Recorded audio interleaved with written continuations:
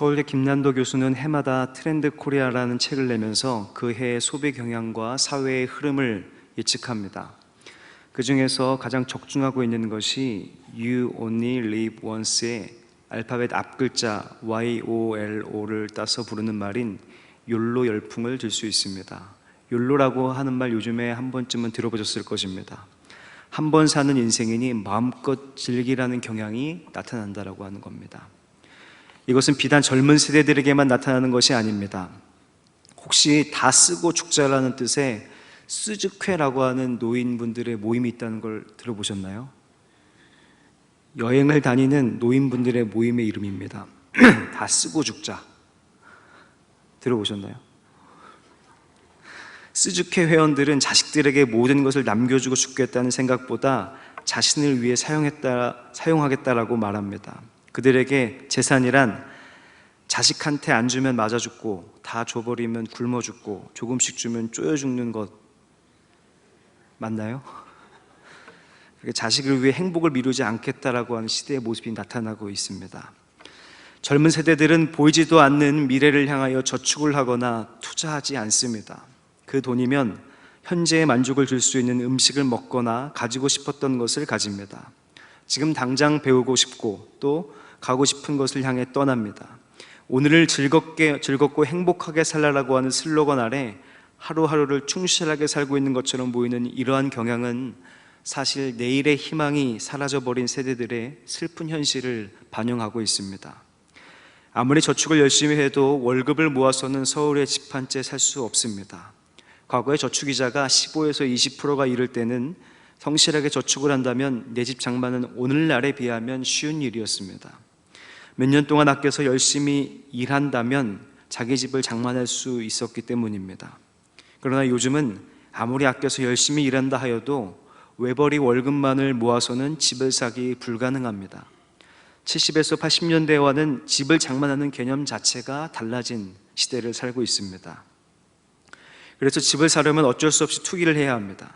아파트의 시세를 보며 오를 만한 곳에 집을 사야 합니다. 그리고 올랐을 때 시기적절하게 팔아야 하고 다시 사야 합니다. 이렇게 몇 번 세상의 지혜를 따라 성공하면 착실히 월급을 모으는 것보다 훨씬 많은 돈을 가지게 되고 집도 얻을 수 있게 됩니다. 착실히 월급만을 모으려고 하는 사람은 미련한 사람이 되고 그런 사람들은 허탈감을 가지게 됩니다. 집값이 오를 것으로 예상하고 대출을 많이 받아 집을 샀는데 집값이 오르지 않는 사람들은 하루아침에 빚에 시달리는 하우스푸어로 전락하게 됩니다. 많은 이들이 내일의 희망을 따라 참고 견디며 인내하는 것이 아니라 오늘에 집착할 수밖에 없고 오늘만 즐길 수밖에 없게 된 것입니다. 문제는 내일 살아가야 할 힘도 조금 남겨두어야 하는데 그것을 오늘 다 소진해 버립니다.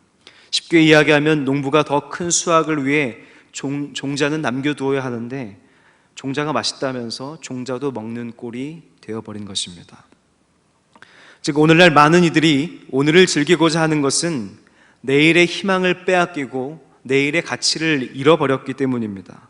그래서 수중에 가지고 있는 돈으로 즐거움을 얻고자 하는 이들의 몸부림입니다. 그렇다면 그런 모습은 진정으로 오늘 행복하게 산다고 할 수 있을까요? 오늘의 행복이 내일의 절망과 불행을 부른다면 그것이 과연 정말 행복이라고 말할 수 있을까요? 오늘 신나게 내가 가진 재산을 탕진하면서 논다면 내일 찾아오는 것은 더 큰 절망과 아픔밖에 없습니다. 오늘의 마지막인 것처럼 신나고 행복하게 산다면 내일은 더 큰 불행이 찾아올 수도 있기 때문입니다.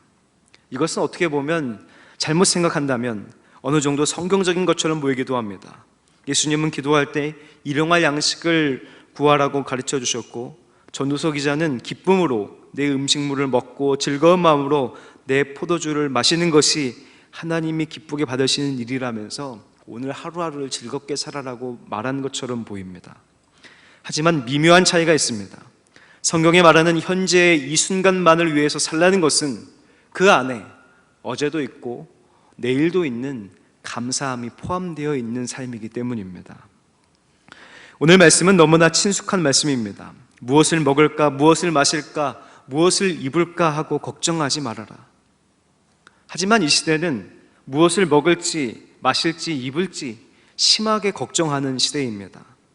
요즘같이 맛집에 대한 관심이 높은 시대가 없었고, 요즘같이 어떤 카페가 좋은 카페인지 주목받는 시대가 없었습니다. TV를 틀면 맛집과 좋은 카페가 어디인지 홍수처럼 쏟아져 나옵니다. 연예인들이 한 번 입고 나오는 옷이나 가방은 인기를 끌었죠. 요즘에는 드라마와 홈쇼핑이 바로 연결되어 있어서 인기 있는 연예인이 입고 나온 바로 그 옷을 즉시 편리하게 집 안에서 전화나 리모컨으로 바로 살 수가 있습니다. 그러나 예수님께서는 아주 단순하게, 강하게, 분명하게 말씀하십니다. 걱정하지 말아라. 무엇을 먹을지, 무엇을 입을지, 무엇을 마실지 걱정하지 말아라. 내일 일을 걱정하지 말아라. 먹을 것, 마실 것, 입을 것은 모두 생존을 위해 필요한 것입니다. 요즘은 분명 삶의 질이 높아져서 생존의 문제보다 존재의 문제를 놓고 고민해야 되는 시대입니다.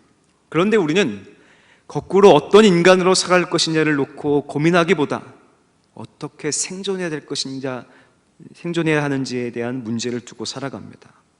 예수님께서는 우리가 동물과 같이 생존해야 하는 것이 아니라 하나님께서 돌보시는 존재로 살아가야 한다고 하는 말씀을 그 걱정하지 말라는 것에 이야기해주고 계시는 것입니다. 한날 괴로움은 그날의 족하다라고 하는 말은 그날 최선을 다해 살라는 말입니다. 그저 단순히 마음을 편하게 먹어서 걱정, 근심을 멈추라는 소극적인 의미가 아닙니다. 오늘 최선을 다하게 하는 마음가짐으로 살아가는 것, 그 마음가짐으로 열심히 일하는 것이 포함되어져 있습니다. 즉 그것의 시작은 하나님 안에서 지금 내가 가지고 있는 것들을 만족하는 것입니다. 만족하라. 나에게 주신 그 모든 것에 만족하는 것입니다. 사실 만족은 쉬워 보이지만 대단히 높은 신앙의 경지이고 신앙의 내공이 필요한 상태입니다. 누구나 잠깐은 쉽게 만족할 수 있습니다. 내가 좋은 물건을 구매했을 때 좋은 물건을 샀다며 기뻐하며 만족할 수 있습니다. 그러나 그 만족은 쉽게 지속되지 않습니다. 물건은 언젠가는 망가지게 되어 있고 더 좋은 물건이 나오기 때문입니다. 그러면 당시에는 비싼 돈을 들여서 좋은 물건을 샀는데 얼마 가지 않아 구형 제품이 되어버립니다. 그러면 또 다른 물건을 찾아 나섭니다. 만족하지 못합니다. 어떤 것을 가지고서는 만족할 수 없습니다. 무엇을 소유한다고 해서 우리가 만족할 수 있는 것이 아닙니다. 왜냐하면 진정한 만족은 소유의 개념을 뛰어넘어 하나님이 채워주시는 그 무언가가 있어야 하기 때문입니다. 고린도후서 3장 5절 말씀입니다. 우리가 무슨 일이든지 우리에게서 난 것 같이 스스로 만족할 것이 아니니 우리의 만족은 오직 하나님으로부터 나느니라. 우리의 최선과 만족은 사람에게서 나는 것이 아니라 하나님에게서 나옵니다. 하나님께서 우리에게 만족을 주셔야지만 만족할 수 있고 하나님께서 우리에게 채워주셔야지만 우리 사람들은 기뻐하며 감사할 수 있습니다. 만족에 대한 표현은 시편에 더욱 많이 나오는데 시편 기자들은 하나같이 주님으로 만족하겠다라고 고백을 합니다. 시편 17편 15절 말씀입니다. 나는 의로운 중에 주의 얼굴을 배우리니 깰 때에 주의 형상으로 만족하리이다. 시편 90편 14절입니다. 아침에 주의 인자하심이 우리를 만족하게 하사 우리를 일생 동안 즐겁고 기쁘게 하소서. 시편 65편 4절입니다. 주께서 택하시고 가까이 오게 하사 주의 뜰에 살게 하신 사람은 복이 있나이다. 우리가 주의 집 곧 주의 성전의 아름다움으로 만족하리이다. 만족은 하나님께 속한 것, 하나님께서 채워주셔야 진정한 만족과 배부름이 있게 되는 것입니다. 아무리 좋은 것을 가지고도 계속 배고픈 사람이 있고 세상적인 기준으로 보면 한없이 부족하지만 만족하고 감사하는 사람들이 있습니다. 그것은 하나님께서 하시는 것, 하나님께서 해주셔야 하는 일입니다. 하나님께서 그에게 만족을 주셨기 때문입니다. 사랑하는 모든 성도님들은 다른 어떤 것으로 만족하는 것이 아니라 영원히 마르지 않는 샘이 되신 하나님으로 말미암아 만족하고 그날 최선을 다해 살아가시는 모든 분들이 되시기를 주님의 이름으로 간절히 바랍니다. 우리는 하나님께서 공급해 주셔야만 만족할 수 있습니다. 그래서 영혼의 만족을 위해 하나님께 구해야 합니다. 그런데 영혼의 만족을 위해 구체적으로 구해야 하는 것이 있습니다. 예수님께서는 그것을 아주 딱 집어서 분명하게 말씀해 주셨습니다. 그것은 바로 하나님의 나라와 그의 의입니다. 예수님께서 구하라고 하신 것은 아직 우리에게 없기 때문에 구하라고 하신 것이죠. 아직 이루어지지 않았기 때문에 구하라고 하신 것입니다. 하나님의 나라와 그의 의는 아직 우리에게 있지 않습니다. 다시 말하면 하나님의 나라와 그의 의는 이루어져야 할 것이고 받아야 할 것입니다. 무엇인가 없기 때문에 구하게 된다라고 하는 말은 역설적으로 희망이 있다라고 하는 말입니다. 우리에게 희망이 있다라고 하는 말은 사실 지금은 없다라고 하는 말과 똑같습니다. 희망은 아직 이루어지지 않은 상태를 말하고 있기 때문입니다. 이루어졌다면 그것은 희망이 아니라 현실이 됩니다. 다른 말로 하면 우리는 아직 이루어지지 않은 것들을 바라보면서 살아갑니다. 그런데 아직 이루어지지 않은 것들은 우리를 불안하게 합니다. 우리에게 아직 수중에 있지 않기 때문입니다. 우리의 손에 있지 않기 때문에 불안할 수밖에 없습니다. 우리가 평안한 삶을 원한다면 가장 좋은 방법이 있습니다. 정말 아무것도 바라지 않고 아무것도 원하지 않으면 됩니다. 피곤하지 않고 편안한 방법은 아무 일도 안 하면 가장 평안하고 가장 편안합니다. 그런데 아무 일도 안 하면 사람은 죽습니다. 아무 일도 안 한다라고 하는 것은 희망하지 않는 것을 뜻하며 희망이 없다라고 하는 것은 죽어있는 존재입니다. 심장은 뛰나 생기가 없습니다. 눈은 무언가를 보고 있지만 총기가 사라진 눈입니다. 생존에 있지만 존재에 있지는 않습니다. 하나님 나라와 의를 구하지 않으면 우리 모두는 다 존재하지 않는 죽은 존재입니다. 우리가 반드시 기억해야 할 것이 있습니다. 희망의 또 다른 모습은 불안함, 불확실성, 의심, 어두움, 아직 있지 않음이라고 하는 부정적인 모습에서 출발한다라고 하는 것입니다. 사람은 배가 고프기 때문에 먹을 것을 찾아 나섭니다. 사람은 그 마음의 빈 공간을 확인하기 때문에 그 빈 공간을 채우기 위해서 꿈을 꿉니다. 희망을 가집니다. 사람은 자신의 과거보다 자신의 꿈꾸는 미래를 통해 이해되는 존재입니다.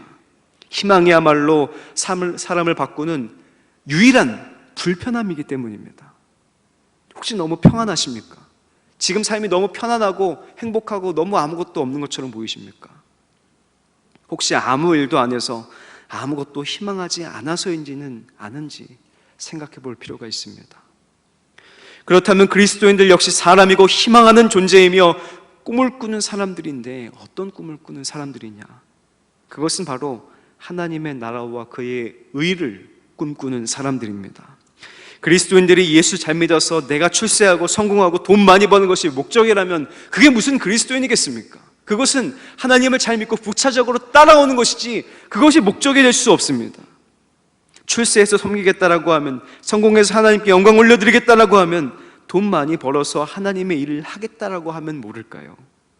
그리스도인들의 궁극적인 목적은 모든 것이 다 하나님의 나라와 그의 의이고 하나님의 영광을 위해서 하는 것이 되어야 함을 믿습니다. 하나님의 나라와 그의 의를 알기 쉽게 한 단어로 바꾸면 하나님의 다스리심, 하나님의 통치입니다. 하나님께서 다스리는 나라가 하나님의 나라이고 그런 나라에서 일어나는 모습이 하나님의 의입니다. 즉 우리가 우리의 영혼의 만족을 위해 구해야 하는 것은 아주 근원적인 갈증을 해소하는 것입니다. 우리의 근원적인 갈증은 바로 하나님임을 기억하시기 바랍니다. 내 삶에 하나님의 다스리심이 있는 것, 하나님의 통치가 일어나는 것, 그리고 이 땅과 모든 사람들 사이에서 하나님의 통치와 하나님의 의가 일어나는 것이 우리가 진정으로 구하고 희망해야 되는 것임을 믿으시기 바랍니다. 예레미야 29장 11절부터 13절 말씀입니다. 여호와의 말씀이니라. 너희를 향한 나의 생각을 내가 아나니 평안이요 재앙이 아니니라. 너에게 미래와 희망을 주는 것이니라. 너희가 내게 부르짖으며 내게 와서 기도하면 내가 너희들의 기도를 들을 것이요 너희가 온 마음으로 나를 구하면 나를 찾을 것이요 나를 만나리라. 바로 이것입니다. 하나님을 구하면, 하나님을 찾고 하나님을 만나는 것, 정말로 하나님께서 우리의 희망이 되시고 소망이 되시며 우리의 만족함이 된다는 사실입니다. 사랑하는 성도 여러분, 성도님들의 삶이 하나님을 구하는 삶이 되시기를 간절히 바랍니다. 우리의 영혼의 근원적인 만족함은 하나님께서 내 삶의 주인이 되신 것 밖에는 없습니다. 우리에게 평안은 하나님밖에 없습니다. 우리의 희망이 되고 희망으로 말미암아 일하고 움직이게 되며 그래서 무언가를 나타내는 것은 하나님밖에 없음을 기억하시기 바랍니다. 하나님께 모든 것을 맡겨드림으로 만족하는 삶이 되시기를 주님의 이름으로 간절히 바랍니다. 결국 예수님께서 말씀하신 내일 일을 염려하지 말아라, 오늘에 만족하라라고 하는 말씀은 그저 단순히 오늘 주어진 것을 먹고 마시며 다 탕진해 버리라고 살라고 하는 것이 아니라 하나님의 나라와 그의 의라는 내일의 희망을 가지고 오늘 나에게 주어진 이 시간 최선을 다해 움직이며 만족하며 감사하라라고 하는 것입니다. 오늘날 20대는 40대보다도 더 보수적인 성향을 띠고 있다라고 하는 여론조사 결과가 나왔습니다. 진취적이고 도전적이며 실험적이어야 하는 세대들이 역동적으로 움직이지 않는다라고 하는 것입니다. 그들에게 꿈은 취직이 잘 되어서 그저 먹고 살 수 있을 정도의 직장과 집에 한정되어 축소되었습니다. 진정으로 사람을 생기 있게 만드는 꿈이 없습니다. 진정으로 사람을 가슴 뛰게 하는 내일이 없고 미래가 없습니다. 그저 오늘 즐기고 살면 그걸로 끝입니다. You only live once. 한 번뿐인 인생 즐기면서 살지 뭐. 멋있어 보이고 또 부러워 보이지만 언젠가 그런 삶의 모습은 그 값을 치러야 하고, 값을 치르는 것보다 더 가슴 아픈 것은 내일의 것까지 즐겨버린 탓에 내일이 없다라고 하는 너무나 값비싼 그런 값을 치러야 할 것입니다. 사랑하는 성도 여러분, 인생은 한 번뿐이지만 오늘이 다가 아닙니다. 마음껏 즐기고 소비하는 것이 아니라 하나님 한 분만으로 인한 만족으로 감사하고 하나님의 나라와 그의 의를 꿈꾸며 희망하는 삶을 살아가야 함을 기억하시기 바랍니다.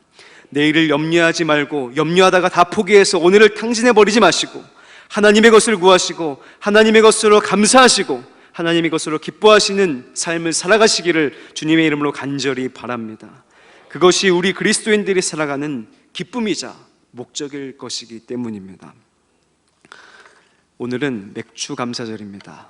이 맥추감사절은 밀이나 보리를 수확한 후 하나님께 드리는 첫 열매를 드리는 감사의 절기입니다. 그래서 민수기 28장 26절에는 첫 열매의 날이라고 하는 표현으로 이 맥추감사절을 설명하고 있습니다. 77절이라고도 하고 우리가 성령이 임했던 성령 강림절, 오순절이라고도 합니다. 처음 것들에 대한 특별한 애착이 있는 이스라엘에게 첫 열매는 얼마나 의미 있었던 것일까요? 그것을 하나님께 드려서 정말로 감사했던 마음을 표현했던 그 날이 맥추절, 77절, 오순절입니다. 오늘 우리는 만족이 없고 감사가 없는 시대를 살고 있습니다. 더 맛있는 음식, 더 좋은 옷, 더 좋은 장소를 찾아 밤새 스마트폰으로 검색을 합니다. 우리가 가지고 있는 수중의 돈으로 더 큰 만족을 얻기 위해서 가격대 성능비를 따지느라 내가 가진 돈으로 더욱더 많은 것들을 얻기 위해서 노력하지만 결코 얻지 못하고 그런 것들은 금방 스쳐 지나가 버립니다. 세상이 스쳐 지나가는 것들에 집중할수록 우리는 더욱 영원한 하나님의 것에 집중하는 지혜가 필요합니다.